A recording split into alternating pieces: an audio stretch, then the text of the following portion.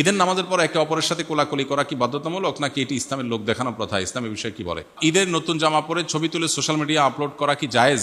এতে কি রিয়া বা অহংকার হয়? ঈদের দিন সকালে কি কবর জিয়ারত করা সুন্নাত নাকি অন্য যে কোনো দিন জিয়ারত করা ভালো? ঈদের নামাজ না পড়ে কি সেমাই বা মিষ্টিমুখ করা যাবে? সকালে না খেয়ে ঈদগাহে যাওয়া কি সুন্নার পরিপন্থী কিনা? ঈদ উল ফিতরের সুন্নত হলো কিছু খেয়ে ঈদগাহে যাওয়া, খেজুর খাওয়া, মিষ্টি জাতীয় কিছু খাওয়া। অতএব সেমাই চিনি খেয়ে, সেমাই খেয়ে, মিষ্টি কিছু জাতীয় কিছু খেয়ে, খেজুর খেয়ে তারপর ঈদগাহে যাবেন, এটাই হলো ঈদ উল ফিতরের সুন্নাহ। ঈদ উল আজহাতে উল্টা, ঈদ উল আজহাতে না খেয়ে যেতে হবে এবং ঈদের পর কোরবানির গোশত দিয়ে প্রথম খাবার গ্রহণ করাটা হলো মুস্তাহাব। আর এই ঈদে অর্থাৎ ঈদ উল ফিতরে হলো কিছু খেয়ে তারপর ঈদগাহে যাওয়াটা সুন্নাহ। আমরা আসুন্নাহ ফাউন্ডেশন থেকে প্রতি বছর আলহামদুলিল্লাহ ঈদের জামাতের ব্যবস্থা করি। মাঠে, উন্মুক্ত মাঠে ঈদের নামাজ পড়া সুন্নত, মসজিদে ঈদের নামাজ পড়া সুন্নত না। বাংলাদেশে হয়তো এত মাঠ পাওয়া কঠিন, সেজন্য মসজিদে হয়, নিরুপায় হলে সেটা ঠিক আছে, কিন্তু অনেক জায়গায় মাঠ আছে এরপরেও মসজিদে নামাজ পড়া হয়। তো মাঠে নামাজ পড়া সুন্নাহ এবং এই সুন্নাহটা আমাদের জিন্দা করা দরকার। ঈদের সৌন্দর্য, ইসলামের সৌন্দর্য পূর্ণতা পায় মাঠে নামাজের মাধ্যমে। অতএব সেই ব্যবস্থাটা আমাদের করতে হবে। আমরা আলহামদুলিল্লাহ এই যে ইউনাইটেড ইউনিভার্সিটির পেছনে যে স্বদেশ প্রপার্টিজ, এটার মধ্যে আসুন্নাহ ফাউন্ডেশনের যে মসজিদ কমপ্লেক্স, এর সাথেই আমাদের বিশাল বড় ঈদগাহ মাঠ আলহামদুলিল্লাহ, সেখানে আমরা ঈদের নামাজ প্রতি বছর আদায় করি। এবং আমরা আমাদের যে ঈদগাহ সেখানে বেশ কিছু ভ্যারিয়েশন আমরা রাখি। গত বছর আমরা 10,000 প্যাকেট 3 পিস করে খেজুর সবাইকে দিয়েছি এবং 10,000টা ফিরনি, ছোটো ছোটো বক্স ফিরনি মিষ্টি, এটা আমরা সবাইকে দিয়েছি, 1 বোতল করে পানি দিয়েছি। তো এই বছর সেটা আমরা 15,000 করে প্রস্তুতি নিচ্ছি ইনশাআল্লাহ। 15,000 করে 3 পিস করে খেজুর এবং ফিরনি এবং পানি দেওয়া হবে। এবং সেই সাথে বাচ্চাদের জন্য ঈদের পর ফ্রি খেলাধুলার বিভিন্ন রাইড আমরা অ্যারেঞ্জ করি। অনেক মূল্যবান এবং দুষ্প্রাপ্য এবং বড় বড় রাইডগুলোকে আমরা হায়ার করে আনি এবং সেগুলো ঈদের সারা দিন এবং ঈদের পরের দিন, তারপরের দিন বাচ্চাদের জন্য ওপেন ফ্রি করে রাখা হয়। আর মেয়েদের জন্য এবছর আমরা সেখানে হাতে মেহেদি লাগাই দেওয়ার ব্যবস্থা রাখতেছি ইনশাআল্লাহ। আর শুধু বাকি আছে আবিয়া ইত্যাদির বিয়ে করানো, ওইটাও হয়ে যেতে পারলে ভালো হতো। শাওয়াল মাসে বিয়ে মুস্তাহাব। তো আপনাদের যাদের সুযোগ আছে আপনাদের দাওয়াত থাকলো। আর আমাদের ওখানে ফাউন্ডেশনের ওখানে মসজিদে জামাত হবে ইনশাআল্লাহ 7:30-এ, এখানেও 7:30-এ জামাত হবে ইনশাআল্লাহ। মসজিদেও 7:30-এ, বসুন্ধরা থেকে জানা দিচ্ছে 7:30 আমাদের এখানে সময় ইনশাআল্লাহ। তো ঈদের দিন একটু মিষ্টিমুখ করে যাওয়া সুন্নাত, সেটা বলতে গিয়ে বললাম। কেউ যদি আমাদের ওখানে ঈদের নামাজ পড়েন, বাসাতে মিষ্টিমুখ নাও করেন, আমরা ইনশাআল্লাহ আপনাকে মিষ্টিমুখ করাবো ইনশাআল্লাহ। ঈদের দিন সকালে কি কবর জিয়ারত করা সুন্নাত নাকি অন্য যে কোনো দিন জিয়ারত করা ভালো? কবর জিয়ারত 12 মাসের আমল। কবর জিয়ারতের কোনো নিষিদ্ধ সময় নেই, আবার কবর জিয়ারতের বিশেষ করে নির্দেশিত দিনও নেই যে অমুক দিন কবর জিয়ারত করা সুন্নাত, এরকম কোনো দিন নাই। নিজের মৃত আত্মীয় স্বজনের কবর জিয়ারত করা, যে কোনো মুসলমানের কবর জিয়ারত করা, এটা সবসময় ভালো কাজ। নবী সাল্লাল্লাহু আলাইহি ওয়াসাল্লাম বলেছেন, নাহাইতুকুম আন জিয়ারাতিল কুবুর ফাজুরুহাল আন ফাইন্নাহা তুযাক্কিরুকুমুল আখিরাহ। তোমাদেরকে একসময় আমি কবর জিয়ারত করতে নিষেধ করেছিলাম, এখন কবর জিয়ারত করতে পারো, কারণ সেটা তোমাদের আখিরাতকে স্মরণ করিয়ে দেয়। তো এই জন্য আপনি ঈদের দিনে কবর জিয়ারত করতে পারেন, অন্য দিনও করতে পারেন, কিন্তু শুধু ঈদের দিনই কবর জিয়ারত করা সুন্নাহ মনে করা বা ঈদের দিনের আমল হিসাবে কবর জিয়ারত করাকে মনে করা, এটা ভুল। অবশ্য অন্য কোনো সময় স্মরণ হয় না বা অন্য সময় সুযোগ হয় না, ঈদের দিন বাবার কথা, মায়ের কথা, মৃত আত্মীয়স্বজনের কথা মনে হয়েছে, তাই আপনি ঈদগাহে গিয়েছেন, ওকে, ভালো, কোনো অসুবিধা নেই, কিন্তু এটাকে ঈদের দিনের আমল হিসাবে ধার্য করা উচিত হবে না। ঈদের নামাজের পর একে অপরের সাথে কোলাকুলি করা কি বাধ্যতামূলক নাকি এটি ইসলামের লোক দেখানো প্রথা? ইসলামের বিষয়ে কি বলে? আমাদের দেশে কালচারটা বেশ ভালোভাবে প্রতিষ্ঠিত হয়ে আছে। সেটা হলো ঈদগাহে ঈদের নামাজের পরে আপনার কি কোলাকুলি করা। কোলাকুলি জিনিসটা তো ভালো জিনিস না, কাঁধে কাঁধ মিলানো আর কি। কোলাকুলি মানে একজন আরেকজনকে কোলে নেওয়া, একজন বড় মানুষ, প্রাপ্তবয়স্ক মানুষ আরেকজনকে কোলে নিবে, এটা তো শুনতেও অড শোনা যায়। কোলাকুলি মানে কি? আমি আপনার কোলে উঠলাম, আপনারা আমার কোলে উঠাইলাম, শুনতে তো ভালো শোনা যায় না। যাই হোক, শব্দটা যদিও কোলাকুলি বলা হয়, এখানে উদ্দেশ্য মুআনাকা। হাদিস আমাদেরকে করতে বলেছে কি? মুআনাকা। মুআনাকা মানে কি? কাঁধে কাঁধ মিলানো, মানে আপনার কাঁধে আমি কাঁধ রাখলাম, আপনার প্রতি সৌহার্দ্য প্রকাশ করলাম। আমাদের দেশে বলে আসেন বুকটা মিলাইনি। শরীয়ত আসলে বুক মিলাইতে বলে না, কি মিলাইতে বলে? কাঁধ মিলাইতে বলে। শরীয়ত বলছে কাঁধ মিলাইতে, আমরা মিলাই বুক। শরীয়ত বলছে কাঁধে কাঁধ মিলাইতে, আমরা বলি কোলাকুলি। এটা ছোট ভুল অবশ্য, অনেক সময় বলার ভুল হয়, উদ্দেশ্য ওইটাই হয়, অতএব এটা তেমন মেজর কোনো অসুবিধা নেই। মূল বিষয়টা হলো ঈদের নামাজের পরে আমরা কোলাকুলি করব কিনা। কাঁধে কাঁধ মেলানো এটা ঈদের কোনো সুন্নাহ না।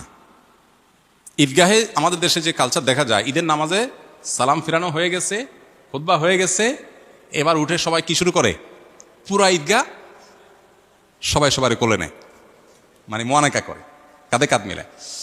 আচ্ছা, তো এইটা ঈদের সুন্নাহ না, তবে সাক্ষাতের সুন্নাহ। সাক্ষাতের সুন্নাহ এটা ঠিক যে আমাদের দেশে গ্রামে হোক শহরে হোক ঈদগাহে অনেক মানুষের সাথে অনেক দিন পরে দেখা হয়। বিশেষ করে গ্রামে যারা ঈদ করেন তারা তো জানেন যে ঢাকা থেকে, চিটাং থেকে, বিভিন্ন জায়গা থেকে, দেশ থেকে, বিদেশ থেকে মানুষজন ঈদগাহে, কয়েক গ্রামের মানুষ, কয়েক মহল্লার মানুষ একসাথ হয়। এই যে একসাথ হয় তখন কি হয়, আরে ভাই আসছো, তখন সে মোয়ানাকা করে, কাঁধে কাঁধ মিলায়, এটা ঠিক আছে।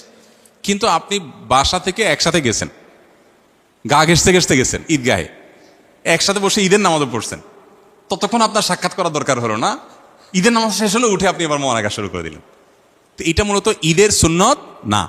তারপরেও আমাদের ঈদের কালচারে পরিণত হয়েছে, এটা কালচারে পরিণত হয়েছে। এটা যদি মোয়ানাকার সুন্নাহ মনে না করে জাস্ট ঈদের শুভেচ্ছা বিনিময়ের অংশ হিসাবে, সামাজিক কৃষ্টি হিসাবে, আপনার কেউ কারোর সাথে হাসি মুখে সাক্ষাতের অংশ হিসাবে জাস্ট ঈদের কালচার হিসাবে কেউ করতে চায়, তো সেটা সুন্নাহ মনে না করলে, মোয়ানাকা মনে না করলে, এমনি একজন আরেকজনের সাথে হাত মিলানো, তারপরে আপনার বিভিন্নভাবে সৌহার্দ্য প্রকাশ করা, সৌহার্দ্য প্রকাশ, সম্প্রীতি প্রকাশ হিসাবে যদি হয়, সেটা একটা লেভেল পর্যন্ত হতে পারে।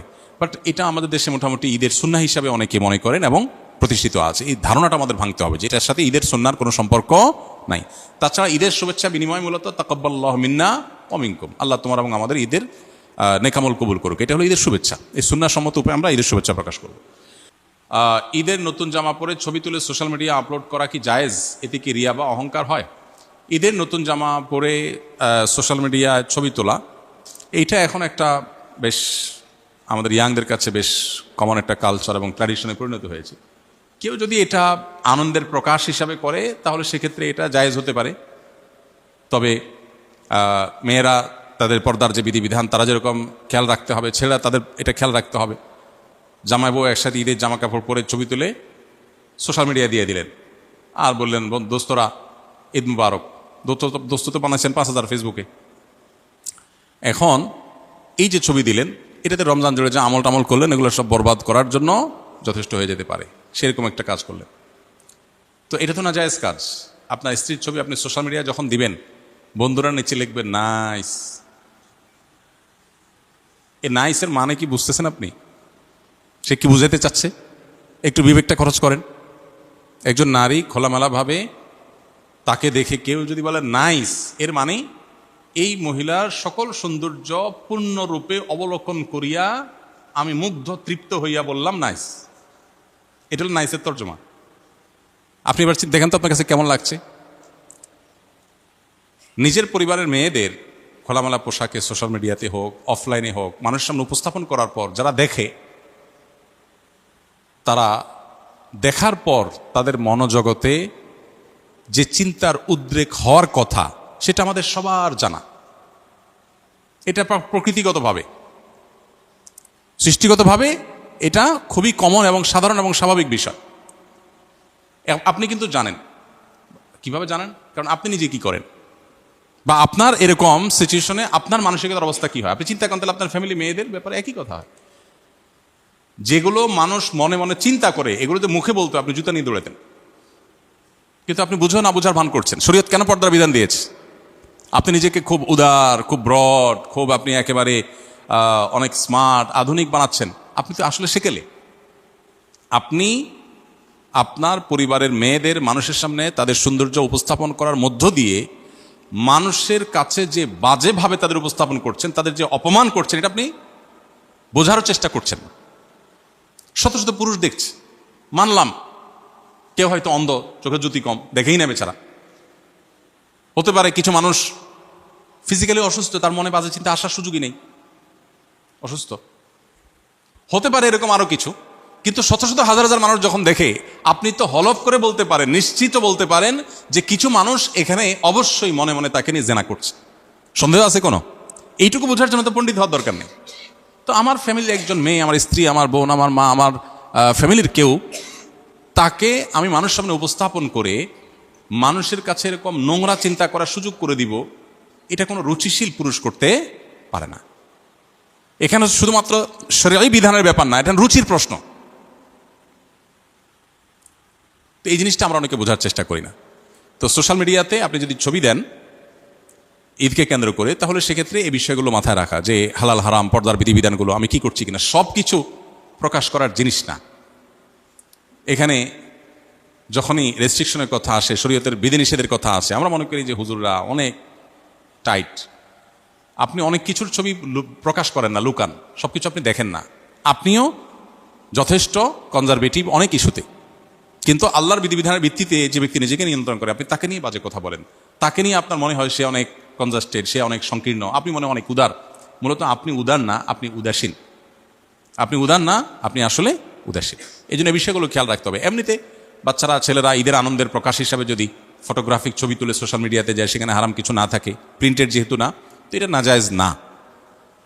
অনেক ওলামা ইকরাম ফটোগ্রাফিক ছবি যেগুলো মোবাইলে বা আপনার ক্যামেরা ধারণ করা হয়, সেগুলোকেও নাজায়েজ বলেন। তবে অনেক ওলামা ইকরাম জায়েজ বলেন, এবং জায়েজ বলেন যারা, তাদের মতটা আমাদের কাছে শক্তিশালী মনে হয়। সেজন্য আমরা মনে করি যে এরকম ছবি সোশ্যাল মিডিয়াতে দিলে বা অন্য কোথাও দিলে ঈদের আনন্দের প্রকাশ হিসাবে, ঈদের কালচারাল একটা ইস্যু হিসাবে এটা জায়েজ। তবে এখানে হারাম কোনো জিনিস বা উপাদান যেন না থাকে, সেটা লক্ষণীয়।